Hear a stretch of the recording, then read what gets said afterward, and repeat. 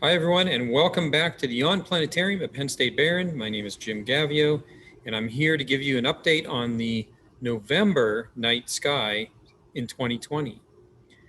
So let's get started. We'll get you into our program here to show you what is up at around sunset in the middle of November. So I'm starting with November 15th, about 4:45. The sun sets around 5 o'clock, so let's move our clock ahead and continue to about 6:30, where it's nice and dark. So at 6:30, we can see, looking in the north, we have the Big Dipper. You can see the lines connecting the stars here to make the Big Dipper.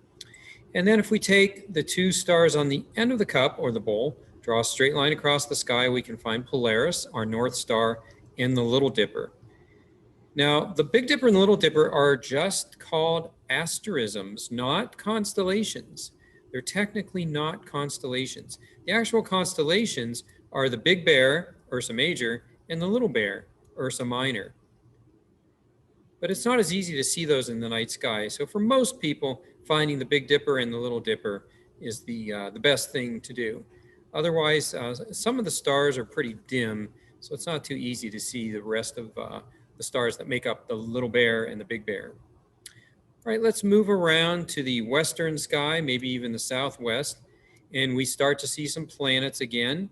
We zoom in here just a little bit. We do have Jupiter and Saturn once again, as we have had all summer long, but they were further to the south after sunset. Now they're a little more to the west.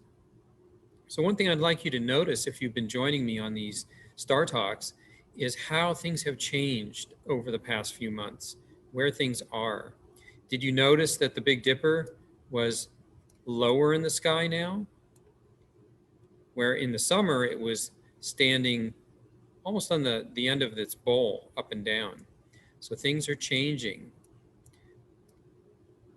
Now, if you haven't had a chance to look at Jupiter and Saturn with a telescope, now's the time. The air is not as humid. Things are a lot better as far as the seeing conditions are concerned. Now, the temperatures are getting colder outside, so that can make it more difficult. Let's move to the southeast, where we have some popular constellations that we have been talking about, some that are gone, some that are still here. I was telling you this summer about Scorpius the Scorpion, one of my favorite constellations. Well, he's already set. He's down here somewhere. So we do have a couple others I'd like to mention. Sagittarius, half man, half horse. We talked about him. Capricorn, who is a creature which is half goat and half fish. So we talked about that one. And those are the stars that you would see to make Capricorn. So he's still in a pretty decent position to look at. If we keep moving around, we see Aquarius. Do you see Pisces? The two fish right here. Pisces is a popular constellation, but not a very easy one to see. Get rid of the picture. Here are the lines that connect the stars. But if I get rid of that line, can you still see the stars? It's not too easy on this program, this planetarium program here. We can still see it, but outside in the night sky, it's very difficult because of all the light pollution that we do have. Now, Mars, I would definitely take a look at Mars. It's been nice and red and bright this summer and fall, so you'll definitely want to look at that. If we move further to the east, we have some other important constellations that are rising. If we go a little bit later in the night, let's say about 9 o'clock.